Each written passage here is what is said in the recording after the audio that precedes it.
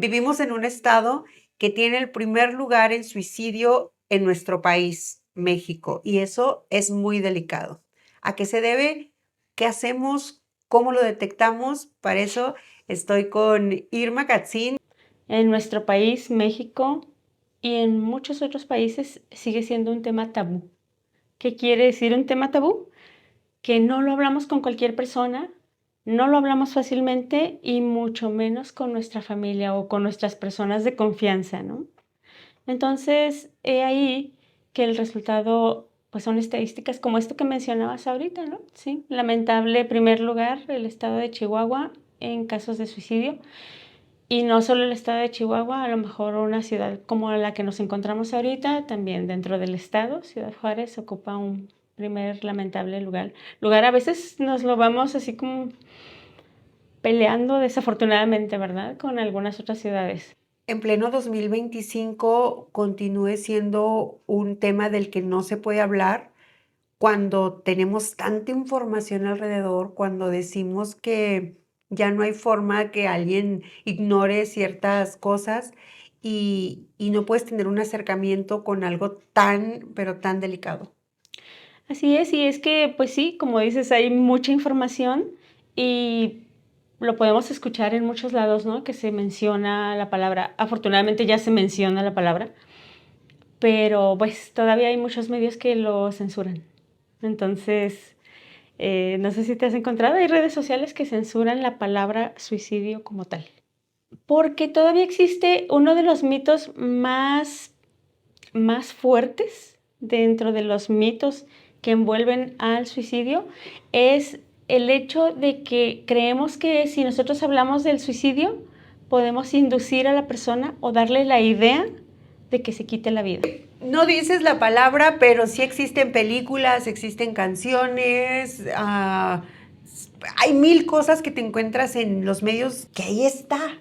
Exactamente, ¿no? Y te digo, por eso es un mito, porque tenemos esa falsa creencia de que yo le puedo dar la idea si le pregunto, ¿te quieres matar? De hecho, cuando nos especializamos en suicidología, es de las recomendaciones, y es de las recomendaciones que no solo los especialistas tenemos o ejecutamos, sino aparte hacemos a parejas, familias, amistades de personas con riesgo suicida. Generalmente la recomendación es hacer la pregunta directa. Claro, cuando la persona muestra una apertura también a hablar. Por supuesto. ¿Sí? Cuando se da la oportunidad. ¿Qué nos lleva a lo mejor a pensar en el suicidio? Pues no tiene que ver con que me den las ideas, no tiene ni siquiera tanto que ver.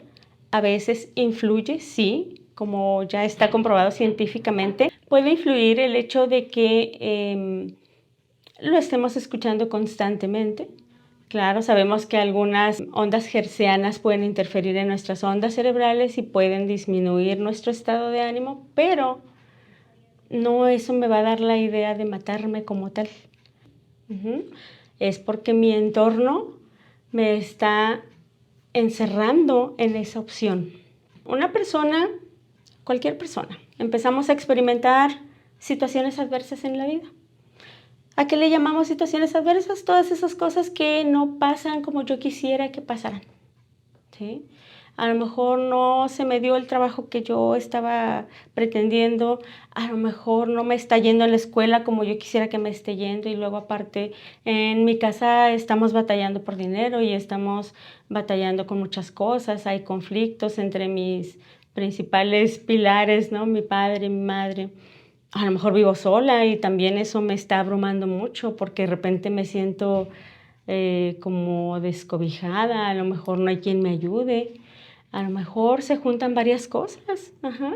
A lo mejor vino una pareja y luego se fue y eso me dolió mucho y no supe qué hacer, para dónde seguir.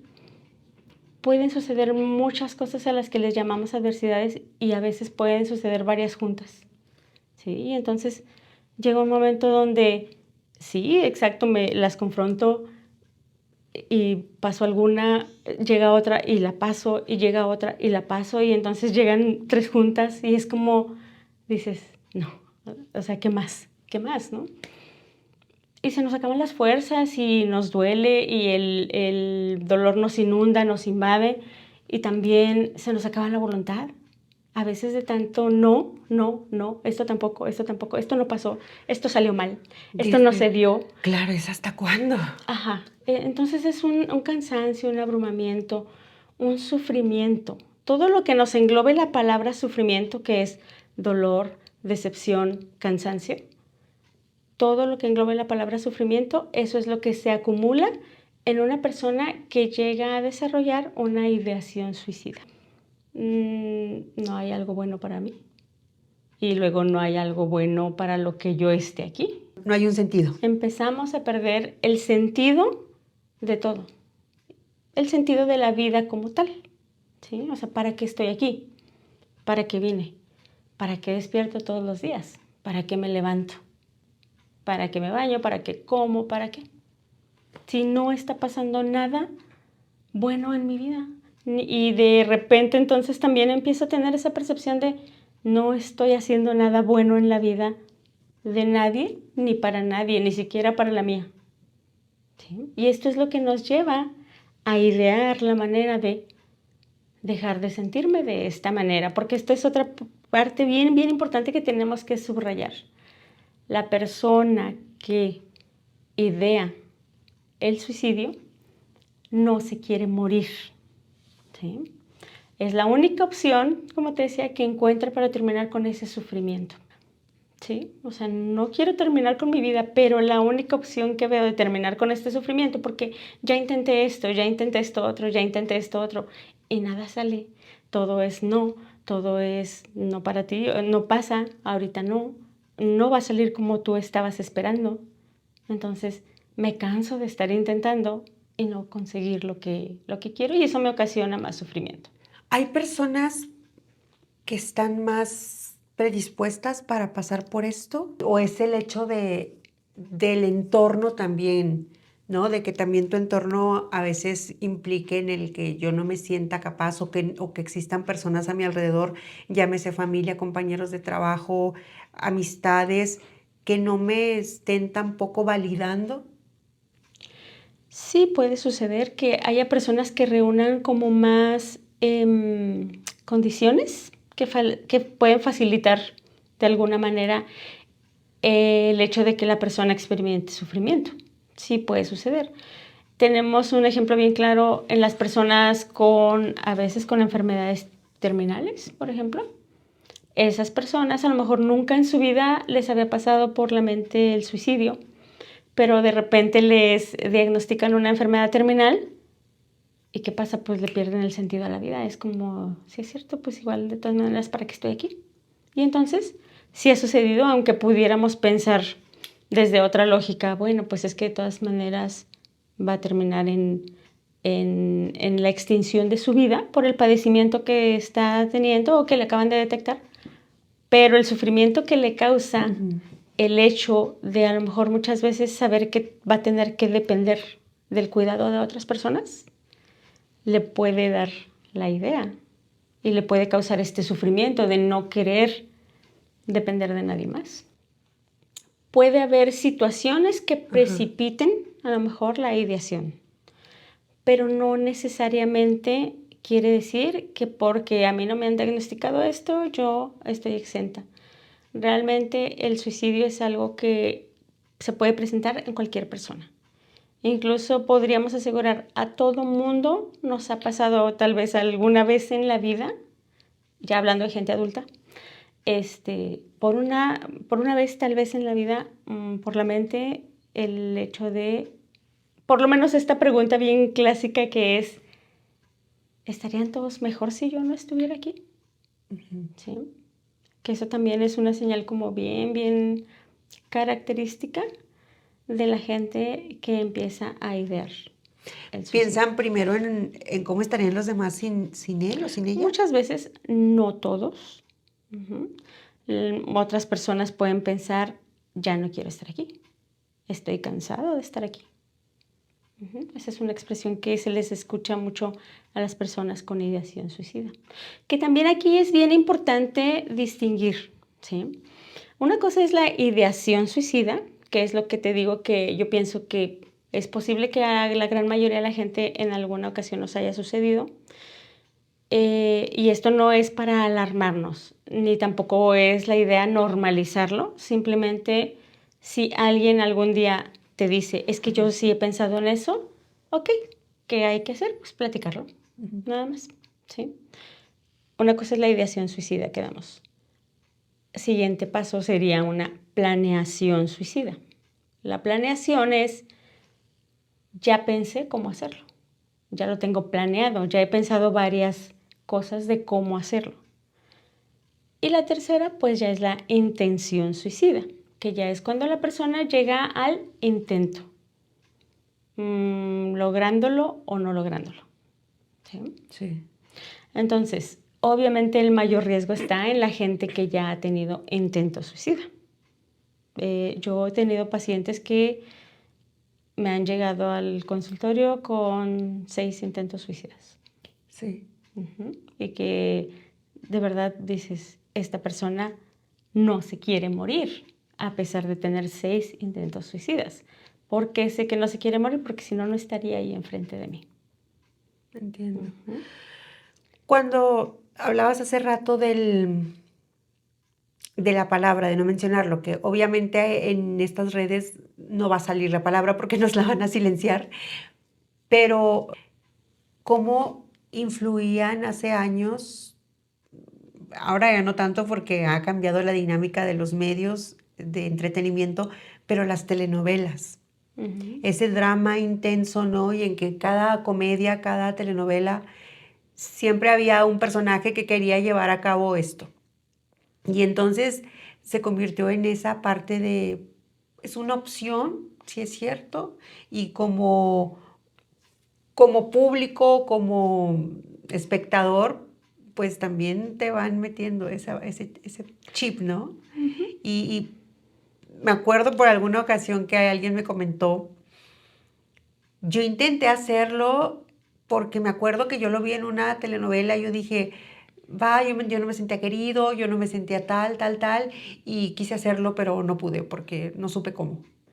Sin embargo, fíjate, esta persona que te lo dijo, te aclaró, yo quise hacerlo porque no me sentía querido. Y eso le estaba ocasionando sufrimiento, ¿sí? Entonces, el punto clave de este tema, de cuando la persona quiere terminar con su vida, es no quiere sentir la magnitud del sufrimiento que está sintiendo.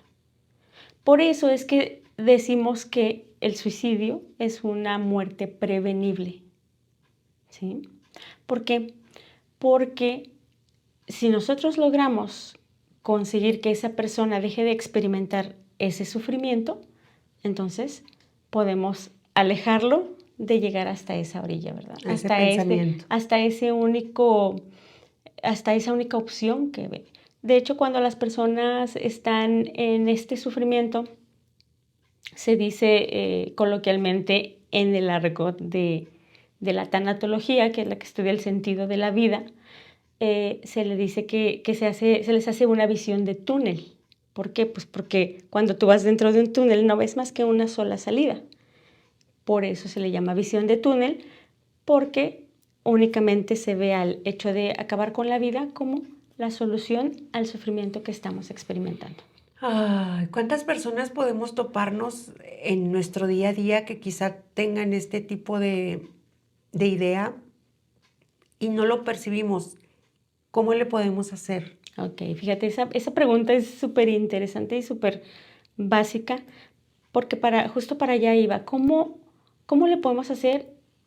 Y sobre todo porque ese es el primer paso que nosotros, o la primera forma que tenemos de ayudar a una persona que esté experimentando un sufrimiento tal que quiera llegar a un intento. ¿Me explico? Entonces, ¿cómo podemos hacerlo? Mostrándonos con apertura a hablar sobre el tema. Si yo estoy viendo que mi compañero de trabajo tiene comportamientos que no son normales en él y que todos indican como este desgano, esta desesperanza, estas expresiones de, ay, sí, a lo mejor al rato ya me dejan de ver aquí.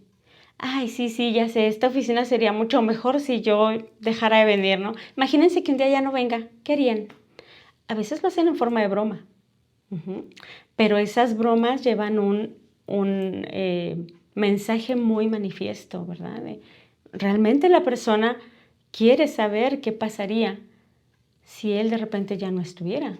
Y no porque le preocupe, sino porque a lo mejor en esta búsqueda de ¿hay alguien a quien yo le preocupe? Claro. ¿Sí? Entonces, si nosotros vemos este tipo de expresiones, de comportamientos en nuestros compañeros, en nuestros familiares, es importante acercarnos un poquito y preguntarles, oye, ¿estás bien? He visto que has hecho esto diferente. Por ejemplo, yo sé que a ti te gustaba mucho que en las tardes nos juntáramos, nos reuniéramos a hacer esto y de repente ya no lo haces, está pasando algo. Pero, ¿qué pasa con las personas que no son tan abiertas? Cuando tú le preguntas y el típico: "Estoy bien", ¿no? Ajá, ¿Cómo podemos hacer ese acercamiento sin que tampoco se note tan invasivo? ok. Para esto, y es una recomendación que les doy yo generalmente a las familias o a las amistades de personas con intención suicida. Si yo soy su amistad, pero conmigo no quiere abrirse ni nada, pero yo he visto estos comportamientos, entonces yo hablo con su familiar más cercano, ¿sí? Entonces yo me acerco a esta persona. ¿Es posible que mi amigo se enoje conmigo? Sí, sí, sí, es posible que se enoje. ¿Y es posible que me deje de hablar? Sí, también. Pero es preferible perder mi amistad a que mi amistad vaya a perder su vida. ¿Qué pasa con quienes no somos muy, cercanos, tal vez, pero que notamos esta parte, Ujú. o con quienes están solos? Hablaste en un inicio de las condiciones de esta frontera y mucha gente viene sola, no Ajá, tiene a ningún familiar, no tiene a nadie. sí. Y créeme que me han llegado varios casos así, donde no hay, porque a esto que les estoy mencionando, yo amistad, familia, se le llama red de apoyo, ¿sí? Red de apoyo para cualquier persona. Y es bien importante que todas las personas tengamos un trastorno, no lo tengamos, tengamos ideación, no la tengamos, estemos deprimidos o no, tengamos siempre redes de apoyo, ¿sí? Siempre estemos en contacto con nuestra gente. No quiere decir que tenemos que estar contando todo, ni mucho menos, pero sí que contemos con estas personas de seguridad con quien yo sé que puedo acudir cuando me siento mal emocionalmente, cuando me siento mal físicamente o cuando algo me está pasando. Bien. ¿Sí? Ok. Redes de apoyo entonces son familiares cercanos, amistades. ¿Hay gente aquí sin redes de apoyo? Sí, bastantes, bastantes. Y como les digo, a mí me ha llegado gente así y qué afortunada me siento de que haya llegado esa gente porque es lo que yo me pregunto, ¿cómo llegan?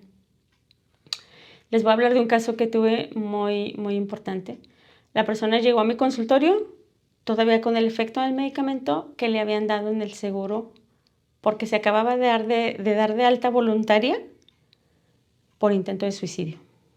¿Sí? Lo habían tenido internado toda la noche y parte de la mañana. Esta persona llegó aproximadamente a las 11 de la mañana conmigo, pero traía todavía el medicamento que le habían dado para bajarle un poquito, pues, o mucho toda la ansiedad que traía.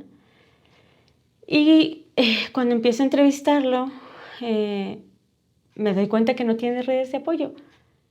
A él le dio la idea de ir ahí conmigo porque él estaba estudiando, entonces yo estoy en una escuela y él llegó ahí conmigo por recomendación de su supervisor del trabajo, que no era su amigo, era su supervisor del trabajo.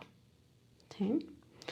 Entonces, fíjate, por alguna razón una figura de autoridad Sí. hizo un efecto. Entonces, a lo mejor yo no soy su amiga, a lo mejor yo no soy su familiar, porque a veces hasta incluso es más fácil que nos desacrediten a los familiares o a las amistades, pero a lo mejor una figura de autoridad que esté ahí cercana. Por ejemplo, si yo veo que mi compañero de trabajo, Ujú. que sé que vive solo, que no tiene familia, que no tiene amistades, está mostrando estos comportamientos, entonces a lo mejor decirle a mi superior del trabajo, oye, ¿sabes qué? Yo he observado que esta persona está haciendo esto. ¿Cómo ves? ¿Crees que hay un modo de ayudarle? Podríamos mandarlo a platicar. Casi siempre las que son muy buenas referencias son las unidades médicas, ya sea enfermería de las empresas, unidades médicas en las escuelas. Son quienes nos refieren también los casos, porque generalmente la gente llega con síntomas físicos después de un intento o, o después de haberse salido un poquito de una crisis de ansiedad o una crisis depresiva. No quiere decir que todas las personas que tengan depresión o síntomas depresivos van a desarrollar una ideación suicida. Claro. Igual, no todas las personas que tengan síntomas ansiosos o algún trastorno ansioso vayan a desarrollar una ideación o un intento suicida, pero sí puede suceder. ¿Me explico? Como les decía ahorita, no hay como un perfil que digamos, este perfil a fuerza va a desarrollar ideación suicida. No necesariamente. Es circunstancial. Sí, y hay cosas que lo pueden influir y facilitar también. Bien. ¿Sí? Por ejemplo, hay teóricos de la psicología que han estudiado, han sacado unos estudios como muy interesantes acerca de la correlación que hay entre, por ejemplo, y quiero que estas palabras se tomen casi como con pincitas, entre el abuso infantil, ya sea sexual o físico, y incluyendo el bullying en la escuela, y la ideación, el desarrollo de ideación suicida en la adultez. Y de hecho creo que ahorita el dato que se tiene de alguien menor, hasta donde yo recuerdo, si alguien conoce algún dato más novedoso, creo que la persona de menor edad que ha intentado quitarse la vida es de 8 años, un niño. Que aquí también es importante entender que los niños tienen un concepto de la muerte distinto al que tenemos a lo mejor ya los adolescentes o los adultos. Cuéntanos. ¿Sí? Un niño, por ejemplo, la gran diferencia que hay en la manera en la que ve la muerte es que el niño sí la ve como algo temporal. Así como cuando la gente se duerme y va a despertar, o como que se va un ratito y luego regresa. Bien. ¿Sí? Entonces, eso es algo importante sí de notar, porque por eso es que están ahorita con mucho riesgo nuestros niños, porque ellos creen que es algo como reversible, ¿no? Claro. E incluso también es por lo que se le ha dado más importancia al tema del bullying. Exactamente. Ujú. Qué complejo esto, porque mucha gente, Irma, yo lo veo en redes sociales o en comentarios con compañeros del trabajo que minimizan el bullying, que dicen, yo lo toleré, yo lo aguanté. Me repaté este concepto de que son de cristal la nueva generación. Ajá. No tienes idea cómo la detesto, porque considero que es una generación o son generaciones, personas, seres humanos como tú, como yo, como tú que nos estás viendo, que se atrevieron al fin a decir, esto no está bien. ¿Sabes que nos está faltando, me parece a mí, a las generaciones anteriores entender que son contextos sumamente distintos? Tanto en los que vivimos nosotros, como en los que vivieron nuestros antepasados, como en los que viven ahora nuestros descendientes. Sí, son contextos totalmente distintos. Ellos están súper bombardeados con información, tienen muy fácil acceso a muchas cosas a las que, por ejemplo, nosotros no tuvimos tan fácil acceso, porque a nosotros a lo mejor nos tenían tan amarrados que pues muchas cosas no estaban tan fácil de obtener. No, era dosificado o las teníamos que buscar escondidas. Ajá. Y ahora es una saturación increíble. Veo casos ahora de niños, niñas y digo, qué bueno que lo están hablando, qué bueno que lo sacaron. No es lo mismo el pelearte, esa pelea, esa discusión que tienes con tus compañeritos o compañeritas, ¿no? De repente que, no sé, te avientas un lápiz, te avientas un cuaderno y se acabó. No, a que constantemente te estén diciendo cosas y que te dé miedo ya ir a la escuela, que te dé miedo pasar por una calle porque es así. También hay el otro bullying que es de golpearte, de quitarte tus Sí. cosas, de hacerte sentir que no eres nada, o sea, de que no. y que hagas lo que hagas, nadie se va a dar cuenta de lo que te está pasando. Sí es muy, muy lamentable todo lo que ha pasado y todavía que nos traiga secuelas en la edad adulta, pues imagínense, ¿no? Entonces, por eso es bien importante que se haya hecho tanta ya campaña para prevenir y para erradicar el bullying también. ¿Nos puedes compartir algunas situaciones que te ha tocado atender y que has dicho, wow, o sea, realmente sí, sí es importante lo que se está haciendo? Tengo justamente en la actualidad un caso bien interesante. Es una chica de 20 años. Y tú dices, ¿quién a los 20 años se quiere morir? Bueno, pues hay muchos. Por cierto, antes de que se me vaya el dato, las edades más expuestas, con más riesgo suicida, ahorita es de los 15 a los 29 años.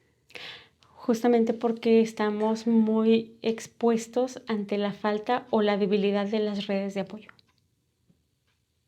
Cambió cambió esta dinámica cuando ahora mamá tiene la necesidad de salir a trabajar, cuando a muchos nos tocó que podíamos tener a mamá en la casa o que a lo mejor salía a trabajar solo el fin de semana o que solo ayudaba en ciertas cosas, pero ahora es papá, mamá trabajando todo el tiempo y quién ve por ti o quién está ahí. ¿Quién está al pendiente? O sea, Sí, y es sí, sí, claro que influyó. totalmente, totalmente. Y eso es cuando hay papá y mamá, porque cuando nada más hay mamá o nada más hay papá, Sí. O solo pues, hay un tutor. o solo hay abuelita, Sí. tío, tía, ajá, pues es que esa misma persona es quien me mantiene y esa misma persona es quien me medio pone atención cuando llega del trabajo Ouch. y medio descansa, ¿no? Entonces, claro que influye el hecho de que no hay personas al pendiente de qué es lo que están recibiendo nuestros hijos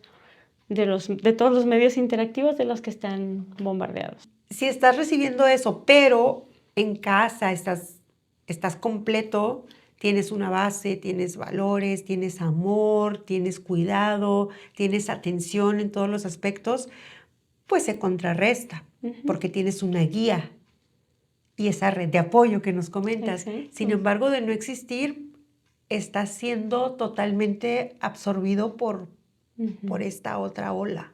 Fíjate, del caso que nos comentabas tú hace rato, ¿quién le explicó a esa persona, a pesar de que sí estaba experimentando sufrimiento porque no se sentía querido? Y dijo, en algún momento yo vi esto, vi cómo en la novela lo hicieron y a mí se me Ujú, ocurrió, pero ¿quién le explicó que no lo hiciera, que no, dice, porque no supe cómo? ujú. Alguien, por muy efímero que haya sido lo que pasó y le dijo es, no estés viendo eso, y, ay, quítate esas ideas de la cabeza. Que ojo, no es la mejor, no es la ayuda más adecuada el criticar a la persona, pero por alguna razón alguien pasó o alguien le resonó en su cabeza las palabras de alguien, ¿sí? Ujú. Y ese alguien generalmente tiene que ser alguien adulto, porque yo era más chiquito, porque yo era puberto, porque yo era adolescente y no sabía muchas cosas, pero yo escuché que una vez mi abuelita dijo esto. O Entonces sea, de no ahí, tuvo que haber sido en el momento. no en el momento necesariamente, Ok, ¿sí? Es que alguien me dio estructura. En algún entiendo. momento las frases de alguien me dieron estructura y esa estructura, cuando se me viene la idea de, ¿y si me quitara yo la vida? Esa estructura viene a la mente y, no, ya me acordé porque así no, esto no es bueno, o esto Ujú. no. ¿Qué otro factor protector que puede ser? Y fíjate, yo no voy a decirles, la gente religiosa es mejor que la gente que no practica religión o que no es creyente. No se trata de esto, no estamos compitiendo. Sin embargo, la religión representa un factor protector extra en esta situación en específico. ¿Por qué? Porque la religión te manda que eso es un pecado, Ya. que eso no va a contentar a Dios, que al contrario, si tú te suicidas, pues más bien vas a ir a dar para otro lado y no para donde tú quisieras, de acuerdo a tus creencias, ¿sí? Entonces, representa un factor protector extra. Regresamos al caso De que la te iba a chica. comentar, Ujú. ¿no? Chica de 20 años, eh, recién se fue a vivir con su pareja, una persona 10 años mayor que ella, una persona de 30 años, que lleva aproximadamente 3 intentos de suicidio. Y digo aproximadamente porque uno fue un intento muy leve, pero fue intento de todas maneras. Fueron 2 fuertes, 1 leve. Ella tiene un historial de bullying no solo en la escuela, sino en su propia casa. Ay, no. ¿Sí? ¿Por qué en su propia casa? Porque ella es la hija segunda, o sea, el menor, Ujú. ella la que sigue, de 8 hermanos. Uy. Entonces, los otros 6 le hacían bullying a ella. Ujú. Sale a la escuela y también es víctima de bullying. Ujú. También hay una correlación entre el hecho de que yo, al ser bulleada en mi casa, obviamente no voy a salir con herramientas de defensa ante el bullying escolar. Entiendo. Ujú. Entonces, bueno, bulleada en la escuela, bulleada en su casa.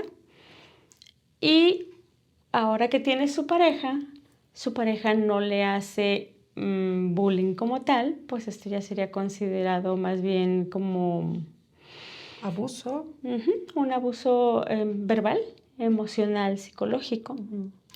Porque su pareja la trata de, es que tú estás bien rara, es que eres bien mensa, como que de repente no entiendes bien las cosas, como que es que a ti te tengo que explicar las cosas varias veces. ¿Qué tiene la persona como autoconcepto? Ninguna defensa. Ninguna. O sea, ella piensa que está de alguna manera para eso, de alguna manera tiene normalizado el maltrato. Yo recuerdo la primera vez que la entrevisté, me dijo, ay, es que mi pareja me dice esto, y me lo decía riéndose.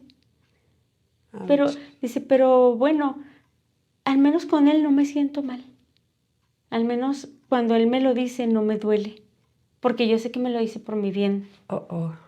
Y esa era la convicción Es un que la persona abusador. tenía. Claro, aparte de ser 10 años mayor que ella. Oh, wow. Bueno, no estamos aquí para juzgar a la pareja, pero fíjense cómo el historial de esta persona de ser abusada, de ser bulleada, de ser maltratada, facilitó todo el camino para que ella le pierda el sentido a su vida. ¿Sí? O sea, toda su vida ella ha considerado que ella no tiene una razón para estar aquí, si está como tonta, si no entiende las cosas, si todo pasa por su culpa, si es fea, si es, o sea, todo lo que el bullying a lo largo de su historia le ha ido reforzando en su autoconcepto.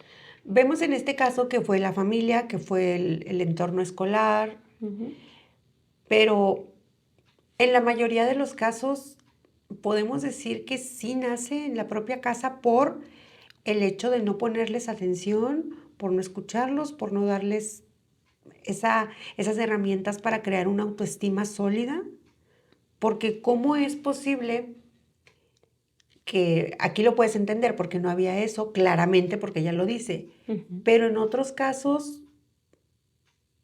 pues suena muy lógico que también pudiera ser así. Ajá, lo que pasa es que si hace falta alguien que te convenza de lo contrario, o sea, que te convenza de cuánto vales, Ujú. de que te vaya dando estructura en tu autoconcepto. Porque estamos de acuerdo que sí, ay, no es que yo a mi hijo le doy todo.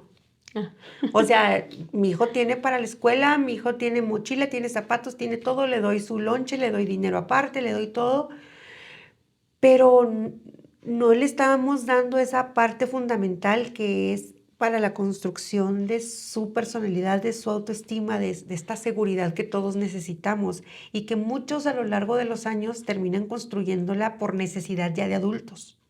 exactamente. Ujú.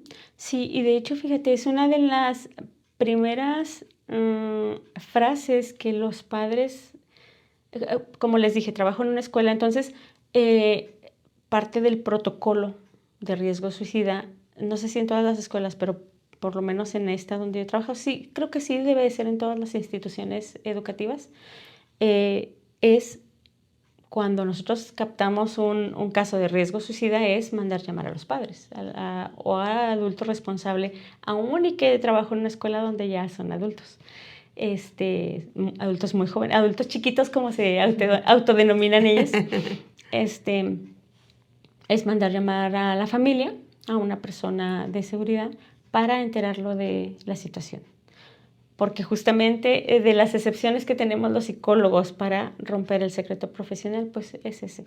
Y no es nada más que tengamos el derecho de romper el secreto profesional, sino la obligación. Si una persona nos manifiesta o nos llega con intento suicida o nos manifiesta su deseo o su intención de quitarse la vida, nosotros tenemos la obligación de informar a la institución y a su familia. Es parte del protocolo, entonces se activa eso. Y lo que les quería comentar es que es una de las principales frases que escuchas decir a los padres, pero es que si tiene todo, no le hace falta nada, porque está pensando en eso. Ajá. Y lo peor es que así van y se los dicen a ellos también, ¿no? Es que si aquí tienes todo, o sea, pues ¿qué te falta? ¿Por qué te quieres morir? Entendemos perfectamente que desde la angustia que yo como mamá puedo estar sintiendo, es lo primero, son mis dudas las que salen por la boca, ¿verdad? Mis dudas angustiosas. Claro. Pero es importante tener la precaución de no decirle a la persona. Porque si hay algo que, a la persona que con la ideación suicida, porque si hay algo que es importante es que hacerle sentir a esa persona no juzgada por estarse sintiendo como se siente. Sí, porque lo hace sentir culpable, ¿no? Sí. Aquel que está mal eres tú y lejos de ayudar es todavía hundirlo. Al contrario, es como, sí es cierto, sí estoy mal, mira, por eso ya no quiero estar aquí. Claro. ¿Me explico? Entonces, para que una persona se abra a hablar de lo que le está pasando, necesitamos emitir los menos juicios que podamos, porque, vaya, cada uno de nosotros, si a mí me llegan con un juicio, ¿qué es lo primero que voy a hacer? Me voy a cerrar, o sea, es como que ni de chiste te voy a decir a ti nada, porque me vas a estar criticando por todo. ¿Cuáles son las preguntas idóneas, si es que llegara a haber? Claro que sí. ¿Qué podemos hacer? Muy bien, y eso va dentro de las recomendaciones para nosotros poder ayudar a alguien con riesgo suicida, y no se diga si es nuestro familiar. Número 1, hay que hacer una escucha empática, ¿sí? ¿Qué es escucha empática? Tratar de entender qué puede estar sintiendo mi familiar. No, obviamente, yo no les diría pónganse en sus zapatos porque eso es prácticamente imposible, es muy complicado.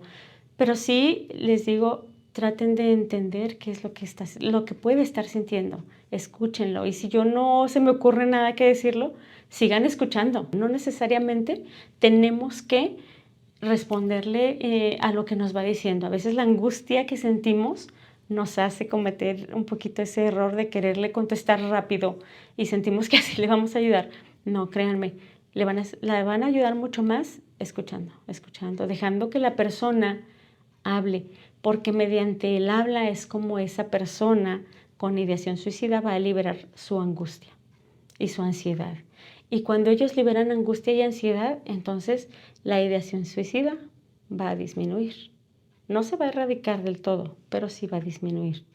¿De acuerdo? Entonces es bien importante dejarlos hablar y para eso me tengo que mostrar así, incluso si mi posición corporal es esta, de atención, ok, con interés y sin juzgar. Y dejar sin el celular. criticar. Claro, no voy a estar aquí con el, a ver, sí, ¿y me decías? Ajá, pero ¿por qué? A ver, espérate, déjame, nada más contesto esto rápido. No, si yo me voy a poner en escucha empática es toda mi atención aquí. Hacer preguntas directas, como les había mencionado en un principio, ¿no? O sea, bueno, ¿y estás pensando entonces en matarte? Esa es la pregunta que hay que hacer. Y me va a decir la persona, sí, eso es lo que estoy pensando. Muy bien. ¿Ya pensaste cómo lo harías? ¿O en qué estás pensando? ¿Cómo quisieras hacerlo? No le voy a dar yo ideas, no le voy a dar opción. A ver, opción A, con esto. Opción B, con esto. No, tampoco. Pero es hacerle la pregunta abierta. ¿Ya pensaste cómo? ¿Ya tienes planeado algo? Sí, me va a dar mucho miedo la respuesta, claro que sí. Pero es mejor dejarlo y ayudarle a que exprese. ¿Por qué? Porque de ahí yo voy a sacar la información necesaria para hacer un siguiente paso, que es quitar todas las situaciones de riesgo que hay en la casa. Que si ya me dijo, es que yo lo he pensado hacer con un cuchillo, por eso es que no has visto que me corto, mira, traigo todos los brazos cortados. Que eso es algo que también es importante notar, ustedes observen a sus hijos, si les ven marcas en los brazos, en las piernas.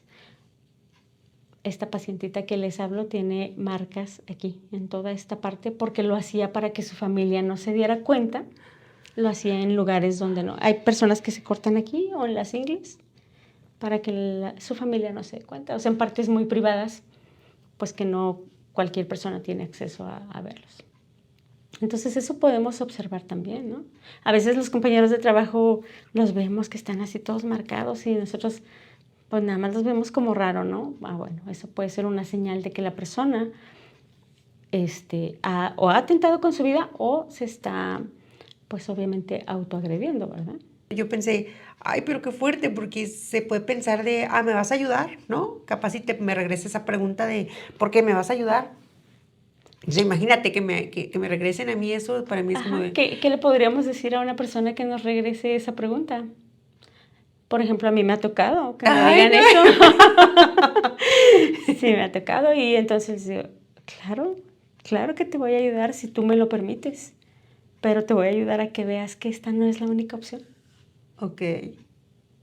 Hay más opciones que ahorita entiendo por la manera en la que te sientes, no alcanzas a ver, pero entre tú y yo juntos las podemos encontrar. Y ahí es donde empiezas a hacerle notar que efectivamente sí hay quien se interese por sus problemas, que sí hay quien lo escuche y que no es invisible. Así es. Exactamente. Entonces, es la manera en la que yo puedo hacerle por primera vez, a lo mejor en mucho tiempo, abrirle una esperanza de algo. El hecho de que la persona se abra para empezar a hablarnos, número 1, nos indica que sí quiere ayuda. Ok. ¿Sí?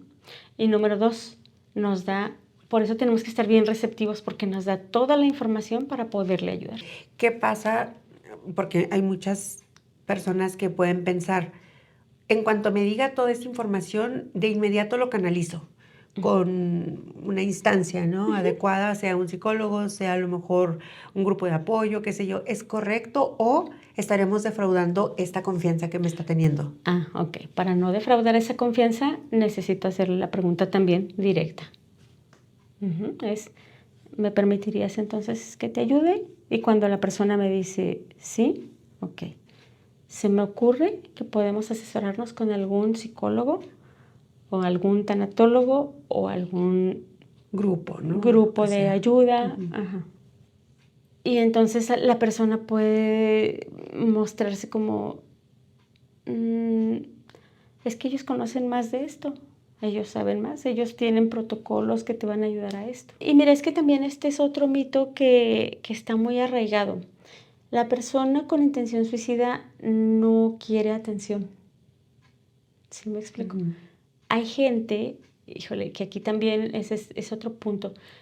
En suicidología se le llama simuladores. Hay gente que sí manipula con esto. Es que me voy a matar, es que ya me quiero morir porque tú nunca te ocupas de mí, porque tú no me pones atención, porque tú no me quieres. Incluso ha habido casos desafortunados donde por estar simulando lo logran. Sí, no era su intención, ni siquiera era una ideación suicida como tal, pero por estar simulando pasan accidentes y lo logran. Es muy importante por eso estar bien receptivos a las señales de lo que me está diciendo mi familiar o mi amigo. ¿Sí? Luego lo vamos a saber cuando lo está simulando o lo está utilizando para manipular ciertas acciones y cuando no, cuando es un dolor o un sufrimiento netamente genuino. ¿Sí? Entonces, la gran mayoría de la gente que manifiesta intención suicida no quiere atención. Lo que quiere es terminar con su sufrimiento, que es un sufrimiento real. Yendo a estos lugares, yendo al psicólogo, tal vez ya pasó un tiempo, ¿sigue latente en este tipo de personas? Sí. ¿Está bien dicho este tipo de personas? En este tipo de pacientes o manifestaciones. Ok. O ideaciones. Sí, porque tenemos que saber bien el concepto. Sí, sigue latente, obviamente. claro, entre más cercano estemos a la intención suicida, más latente es el riesgo de que se vuelva a repetir el intento o de que suceda, ¿sí? Pero también puede pasar lo contrario, a lo mejor nunca dio ninguna manifestación o a lo mejor no estuvimos receptivos a las manifestaciones, ¿sí? Y pues de repente resulta que lo consiguió, lo logró, ¿sí? Y aquí también hay que tener mucha precaución con eso, porque luego sucede, dicen es que el suicidio es contagioso. No, no es Ah, caray. contagioso. Ajá, hay gente que, y no sé si de nuestro auditorio o hayan escuchado esta situación, que el suicidio es contagioso. No es contagioso, pero sí podemos desarrollar culpabilidad porque mi familiar se quitó la vida y yo no vi las señales y yo, a pesar de que a lo mejor sí vi, alguna vez me dijo alguna frase de estas que dicen de como yo ya no quiero estar aquí o ya estoy muy cansado, y yo no lo capté y yo no hice nada, ¿no? Y nos quedamos con esta idea de que pude haber hecho algo y no lo hice, y entonces la culpa es la que sí me puede llevar a desarrollar no una ideación suicida como tal, pero sí un sufrimiento. Por Y supuesto. un sufrimiento que si no lo expreso, que si no lo trabajo, no lo gestiono, me puede llevar hasta ese punto. ¿De acuerdo? O sea, el sufrimiento, si no lo trabajo y no lo gestiono, esto quiero que sí se nos quede bien claro. Si no lo trabajo y no lo gestiono, sí puede llevar a cualquier persona hasta ese punto. Ya contestaste mi pregunta del inicio. ¿Recuerdan que le pregunté si existe una personalidad específica que vaya a hacer esto o si hay un detonante? Al final de todo, es el sufrimiento no tratado adecuadamente lo que puede detonar sí o sí a cualquier ser humano. En cualquier persona, de cualquier edad, en cualquier condición. No obstante, en este momento, el índice más alto, como nos lo dijo Irma, es entre los jóvenes de 15 y 29 años. Y lo vemos, desafortunadamente, en los noticiarios. Se tiene estimado, ya con datos muy precisos, que cada 40 segundos se suicida una persona en el mundo. Cada 40 segundos. O sea, en lo que estamos terminando de decir estas frases, ya se han suicidado 2 personas. Desde que empecé a decirlos hasta ahorita que estoy terminando, ya se suicidaron 2 personas. ¿Se ha acabado el amor entre la humanidad o qué sucede? Digo, porque es parte de ese sufrimiento, ¿no? ¿O no implica? El amor en todo el sentido amplio de la expresión, ¿no? El cuidado, el autocuidado, el amor por ti mismo, el llegar y ser empático con el otro. En una percepción muy personal, yo diría que hay dos cosas que puede que estén pasando y que al menos yo, que sé que mis pacientes no son una muestra representativa, tal vez de Ciudad Juárez, ni siquiera tanto, a lo mejor de una población estudiantil, sí, de ese nivel escolar que es la universitaria. Yo creo que están sucediendo 2 cosas. Número 1, no se nos ha enseñado ancestralmente lo que es el amor propio. ¿Sí? Siempre se nos enseña el estar preocupados o atentos más que nada de los otros, lo que piense el otro, lo que diga el otro, lo que haga el otro. Pero que se nos haya trabajado desde la infancia el amor propio, eso no, y creo que hasta la fecha no sucede. Ahorita a lo mejor la gente que trabaja el amor propio pues es la gente que va a terapia, la gente que escucha algunos podcasts, la gente que ve algunos videos de autoayuda. Esa es la gente que trabaja el amor propio, pero de ahí en más, no. En nuestra casa sigue sin ser enseñado, para empezar porque no hay tanta gente que nos enseñe algo ahorita. Ese es por un lado. Y por el otro, se ha individualizado mucho a las personas. O sea, cada vez si te fijas, sí las tendencias van más a lo mío, yo, nada más. Que eso no es el amor propio, eso es egocentrismo, es distinto. Sí, hay un límite. Claro. Sí, hay diferencia. Eso a lo mejor ya sería tema de otro programa. Claro. Pero sí, la individualización tiene mucho que ver. Entonces, ya no estoy tan atento del otro, de qué le está pasando al otro. Incluso podemos ir en algún transporte público y vemos que al otro le pasa algo y hacemos esto y es como, ay, Ajá. y hasta nos hacemos chiquitos, así como que yo no vi nada, ¿no? O con tus audífonos, ¿no? O con los O un audífonos, libro híjole, y adiós. los audífonos es ahorita como la muestra más representativa, ¿no? De la individualización, del meterme en mi propio mundo y voy con los audífonos y realmente no me entero de muchas cosas, Ujú. que usualmente sí me enteraba. Incluso el hecho de, no sé, escuchar el semáforo se puso. Chocaron ahí dos y a lo mejor ni cuenta me di hasta que vi que se empezó a correr la gente o se empezó a amontonar y es como que volteo y, pues chocaron. Pero yo iba con los audífonos, pues ni cuenta me di. Claro. Entonces, creo que están pasando estas dos cosas. Por un lado no se trabaja el amor propio, pero por otro lado me estoy egocentrando. Porque entonces, ¿qué interés yo voy a tener en los demás si ni siquiera me entero que existen? Sí. ¿Sí? Todo lo que no pasa por mi conciencia, o sea, por mis sentidos, no existe.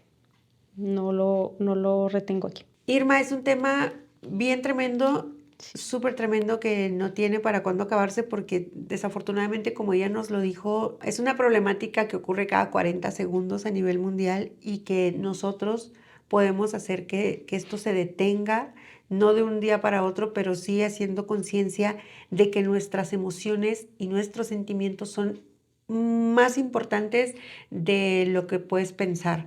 Y esto solo se resuelve hablándolo, acercándonos a las personas adecuadas. Y hablo de los expertos en este tema.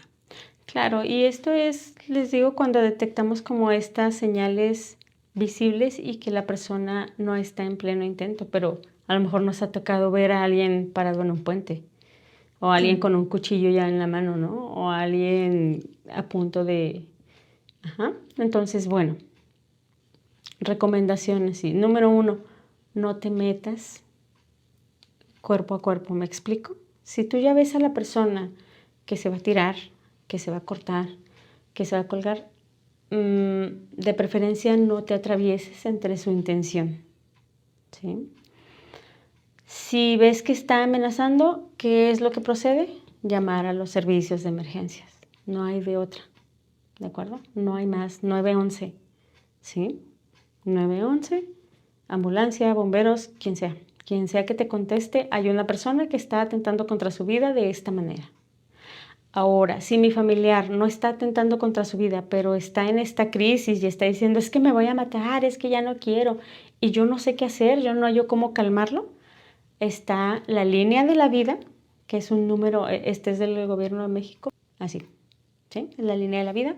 O a nivel local, en tu localidad marca el 911 y la gran mayoría, creo que todos los 911 tienen psicólogos, ¿sí? De emergencia. Entonces, vas a pedir hablar con un psicólogo para ayudar a tu familiar, o si tú eres la persona que está con esta ideación, también, por favor, marca el 911 y pide hablar con un psicólogo. Ahí te van a escuchar y te van a decir qué hacer. ¿De acuerdo? Ayuda hay, solo es que nos dejes ayudarte. Por favor, porque es importante el que estés aquí. Si no, ya no vamos a tener público.